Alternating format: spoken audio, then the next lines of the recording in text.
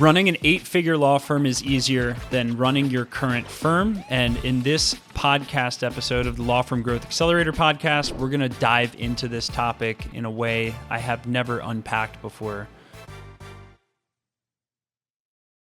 There are so many misconceptions around scaling a law firm that all stem from the belief that if I go bigger, my life gets harder. More clients, more problems, more money, more problems, more locations, more problems, more team, more problems.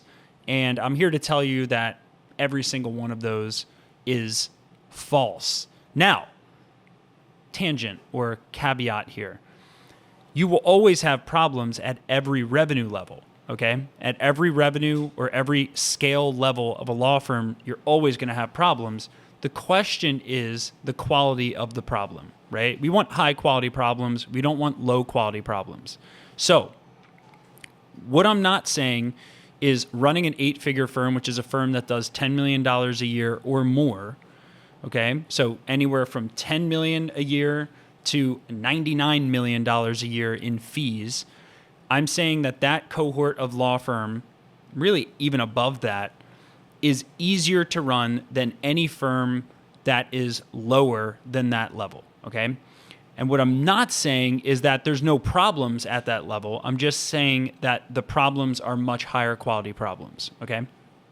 So let's talk about what it feels like, looks like, is like to run a firm that has over $10 million a year in fees. So I'm going to do some quick and dirty math here. And let's say a firm's doing $10 million in fees, and we divide that by $200,000 per employee. That means a firm at $10 million a year in revenue probably has 50 employees, okay? 50 employees, okay? Those 50 employees are each going to work at least 40 hours a week, okay? So 50 times 40, okay? So 2,000 hours a week of resources you have at that point, okay?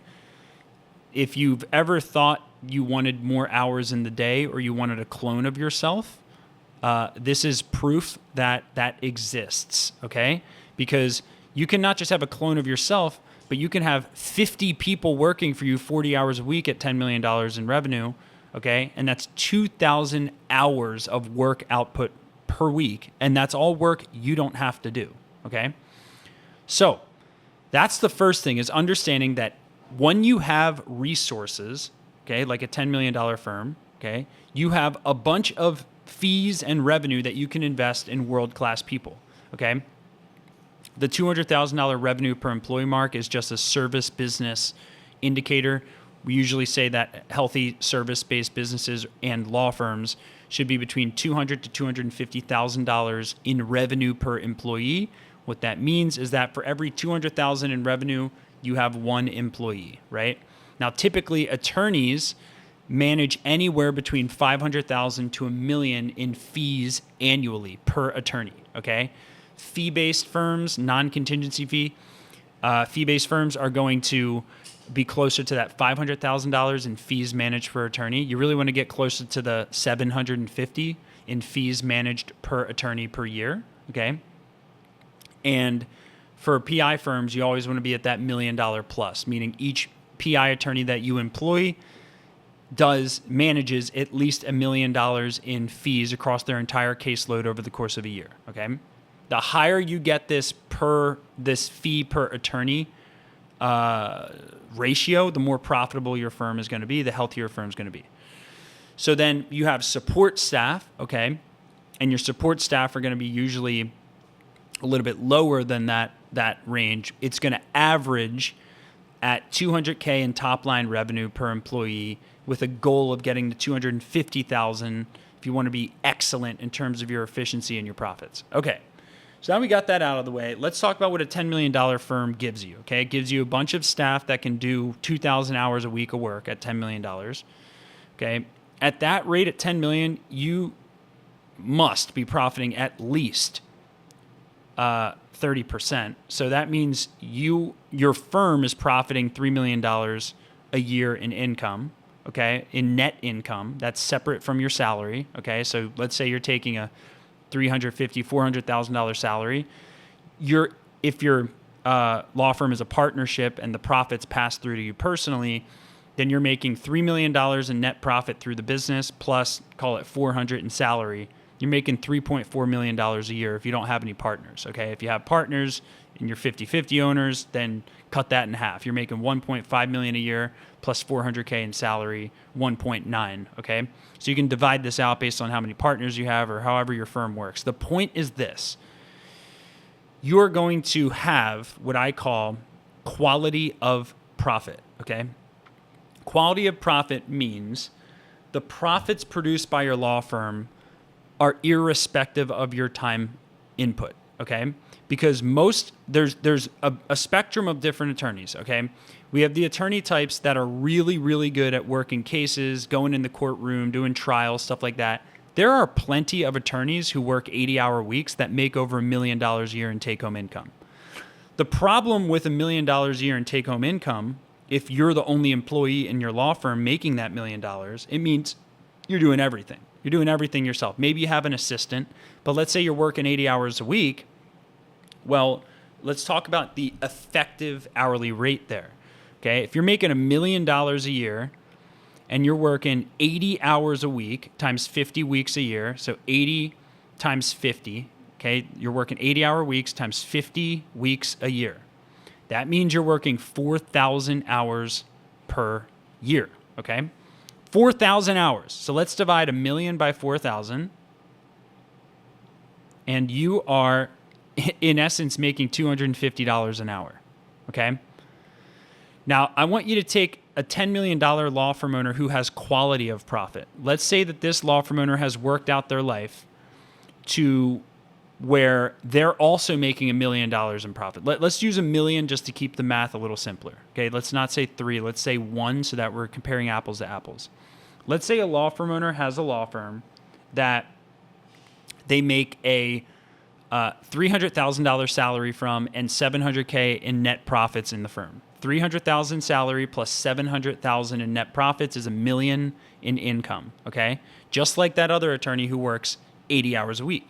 Well, but let's say that this attorney is able to run their law firm in no greater than 15 hours per week because they have a executive team, they have a leadership team, they have department heads, they have people to run the day-to-day without the law firm owner's involvement.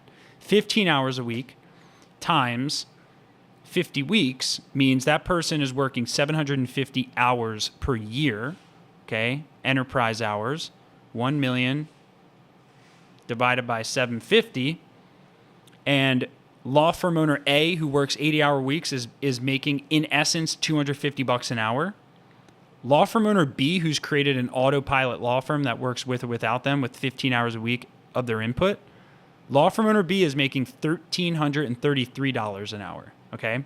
Let's see how much bigger that is. 1,333 divided by 250. Law firm owner B is making 5.3 times, that's 533% higher hourly rate than law firm owner A, okay? And the only difference is how much law firm owner B works, right? So then the question is, quality of profits, how do we set up our firms so that we're out of the line of fire so that we get quality of profits, okay? Meaning quality of life and profits, not profits and 80-hour work weeks, okay? That is not quality of profits, okay? So we have to reverse engineer from what it takes to remove ourselves from the line of fire in our business, right? And we have to problem solve this across every single part of the firm. And we have to challenge our belief systems and debunk them and look at the factual truth of every single part of the process we think we're needed in, right? And we have to debunk them and problem solve around them, starting with lead generation, okay? If you are the only person generating leads for your business through word of mouth or relationships, that's not scalable. And it's even worse if it requires your personal time to do that, because that means if you stop shaking hands and kissing babies, you stop generating leads, which means that drags into your hourly rate. Every minute you personally spend on generating leads for your firm, okay, is a minute that adds up to another hour of work, which then reduces your hourly rate over the course of the year, right? So this is why I would always much rather spend money on my marketing than my time on my marketing. So this is why, we have no problem spending $7 million a year on our sales and marketing team and efforts, because I refuse to spend my time personally being the bottleneck in the lead generation aspect of my business, right? Then we take that to intake and your sales process. How needed are you in your sales process? How many hours per week do you spend on your sales process? And how do you remove yourself from that? Again, if you have convinced yourself that you're the only person that can close every single client that comes into your firm, all that's doing is sucking away from your effective hourly rate. And it's also sucking away from the ability for you to get someone who's better than you at sales, okay? Everyone on my sales team is better than me at sales, because that's not my role. My role is CEO of the company. My role is not to be the best at sales, right? There was a point in my life where I was the best at sales, but I've given that part of me up in order to achieve my goals, right? So I had to make a short-term sacrifice around being involved in my sales process for the greater good and for achievement of my goals, right? So what's the next step on that? I'd always rather spend money and hire people on my intake process rather than spend my own personal time on it, right? So how many hours a week can you remove yourself from your intake process? Can you do this in phases? Of course you can, right? And then step 3 is the casework, right? What elements of casework are you currently involved in? And then how are you going to remove yourself from bits and pieces of casework and remove elements of your current case load and delegate them to other people on your team and hire other attorneys? What's the process and plan for that? And once you have removed yourself from the line of fire of lead generation, your sales process, intake, and your case management process, now you're in a position of leverage, right? Where you drive your business through other people's time rather than your own time, right? And what this comes down to is what Andy Grove talked about in his book, High Output Management. And in this book, he talks about managerial leverage, okay? Quite frankly, the business owners who have employees for different segments of their company that don't get the results they want from their business in that segment. So I hire a salesperson and the salesperson doesn't work. I hire someone for marketing, the marketing person doesn't work. I hire someone as an attorney to handle my caseload, that doesn't work. All that does is reflect either a strength or a weakness in the owner's managerial leverage, okay? And what that basically means is you have to get good at getting results through others, right? That becomes your new skill set. Just like you learned the law, just like you learned, everything you learned about the law, we now have to trade that skill set for a higher value skill set, which is managing other people to generate leads, turn those leads into signed clients, and manage the cases and produce great results for our clients without my time involvement, right? So if we reverse engineer from that, we just look at, okay, well, has somebody figured out how to manage people before? Yeah, there's like hundreds and hundreds and hundreds and hundreds of books from some of the greatest CEOs of all time on management. One of the best books being High Output Management.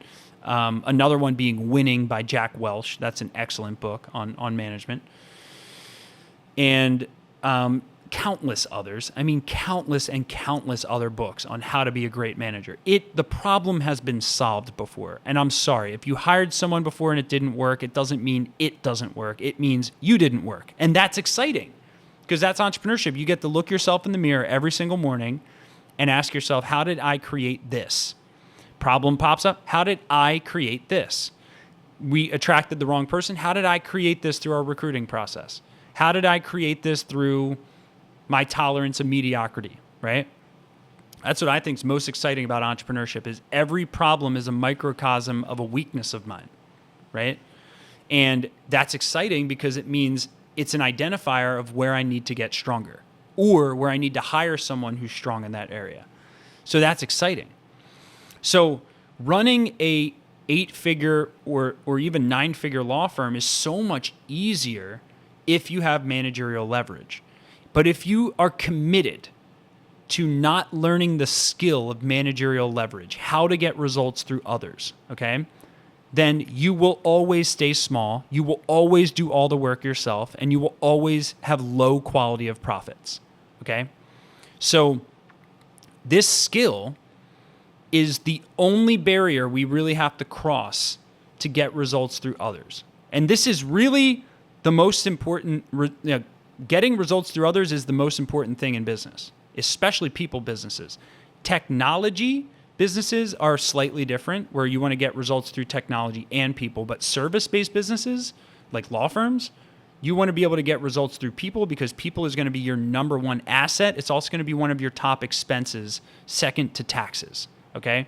So you've got to get really good at, I spend $100,000 on this employee and I get $300,000 to $500,000 back from this employee, right? And once you learn this, you realize people don't cost you money, people make you money. And by not hiring people and taking a temporary dip in profit in order to increase your managerial leverage, all you're doing is stealing from your future and stealing from your quality of profits and trapping yourself in the line of fire. So running a bigger law firm is easier than running a smaller law firm if you learn the skill of managerial leverage. Okay, hope I made that point clear.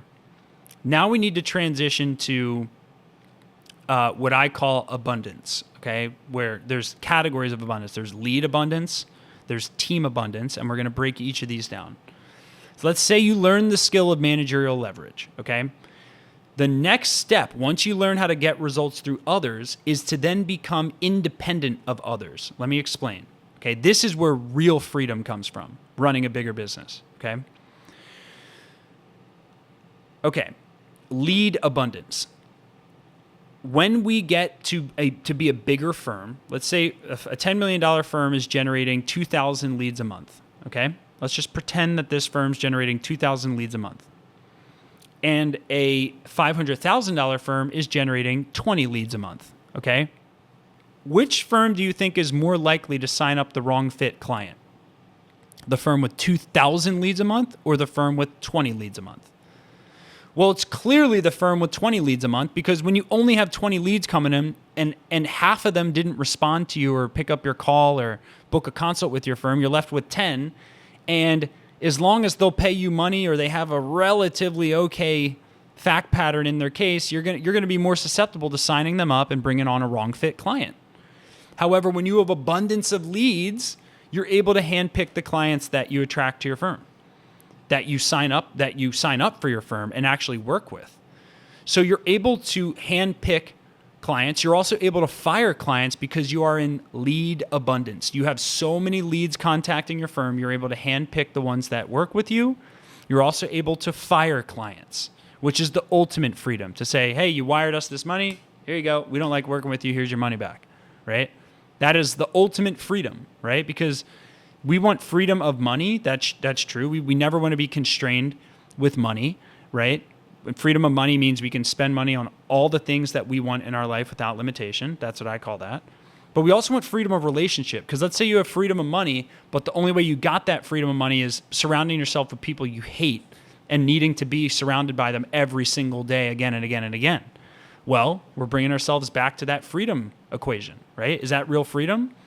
I want freedom of relationship just as bad as I want freedom of money. I want to be able to flip someone off and say, get away from me, you're an asshole, I don't want to work with you. I want that freedom, right? Because I want happy people around me. I'm sure you do too, right? So that comes from lead abundance, which goes to case abundance, right? And then the second component is team abundance, okay? Once you learn how to get results through others, okay, the next risk is that you start getting results through this one person on your team who's an asshole and not a core value fit and does unethical stuff and shows up late and treats everyone on your team like horrifically. Well, I learned how to get results through others, but at what cost, right? So then let's say you get to a 10 employee mark in your business. This is why I really think that 40 to 50 employee mark is where you can have this feeling of abundance, where any one person, if they don't work out, You can just part ways with them and be completely fine because you have replacement on replacement on replacement, and you have departments within departments within departments, and any one person leaving is not going to break the ship, right? So that's what I call team abundance. I want team abundance. I want to be able to let go of my highest performing person in any department and not be affected by it because I'm able to put my foot down for my core values, right? Now think about this. Let's tie this into doing the right thing. Maybe doing the right thing is building a bigger law firm because it allows you to fire people who are assholes on your team without being affected by it. Because if you only have 5 key players on your team and any one of them leave, you're screwed. You are going to be more likely to put up with bullshit in your firm and a-hole behavior, and you're going to let down everyone else on your team by not having the courage or the ability to fire that person and to not be affected by it, right? So I want team abundance. I believe running a bigger company is easier than a smaller company, not just because we get to handpick the clients that work with us, but also because we get to handpick the team members that we would enthusiastically rehire onto our team. That's real freedom. So we remove ourselves from the line of fire in our business. Then we cultivate, in that process, we start cultivating lead abundance, okay? Then we cultivate team abundance. Then we are in full abundance. We're in abundance of money. We're in abundance of time, okay? Meaning we have financial freedom, we have time freedom, and we have relationship freedom, right? Who wouldn't want all 3 of those things? Who wouldn't want financial freedom, time freedom, and relational freedom, right? You can surround yourself with whoever the hell you want to. You can make the money you want and pay for any of the things you want in your life. And you can spend as little time on any element of your business as you possibly want. Has anyone else done this before? I can hear what you're thinking right now. Oh, maybe this is impossible for me. Maybe I can't get, maybe I'm deficient in some way. Maybe I can't do that. Has somebody else figured this out? Has one person on planet Earth figured out how to remove themselves from the business, create financial freedom in a law firm, and create relational freedom in a law firm? If the answer is yes to any one of those 3, then why can't you do it, right? Your life gets easier when you scale your firm, when you learn how to leverage all 3 of these principles together. Your life gets easier, and best of all, your net worth increases. Your enterprise value of your firm increases. You have a sellable asset that's not owner dependent, okay? You can build legacy level wealth once you learn this, okay? So there's so many outcomes. There's so many byproducts and externalities that come from building a big firm for your personal life, for your family's future, for your team's happiness, for your culture, for your financial freedom, relational freedom, etc. So my urge to you is to learn everything you can about building a bigger business rather than a smaller business, which starts with the books you read, the mentors you hire, okay, the people you surround yourself with. In our coaching program, average law firm in the United States, the average law firm grows 5% year over year. The average law firm that works with us based on self-reported information from our clients grows 81% per year. So the average client who works with us is growing about 16 times faster than the average law firm. And that's because for the 620 law firms or so that we work with, we are their partner in crime. We are their, in essence, their business partner, right? And some of these firms work with our fractional CFOs, fractional COOs, our business coaching company, or even just our marketing services, which of our 150 employees, probably 75 or so of them are just doing marketing for law firms full time. But regardless, whether we're your partner potentially in the future to help you build a bigger business that gives you these freedoms that you deserve, or you never hire us at all, I don't care. What I care is that you solve this problem for yourself and you learn everything you can about how to build a bigger business. So it starts with the books you read, the people you surround yourself with, the mentors that you surround yourself with, the advisors that you surround yourself with. Our mission as a company is to be that partner for law firm owners and to help law firm owners get their financial, their relational, and their time freedom in every aspect of their life. So I hope you got value from this episode. Please make the commitment today. You're going to build a bigger law firm, not a smaller law firm, and your life will get easier as you do it. I'll see you in the next episode.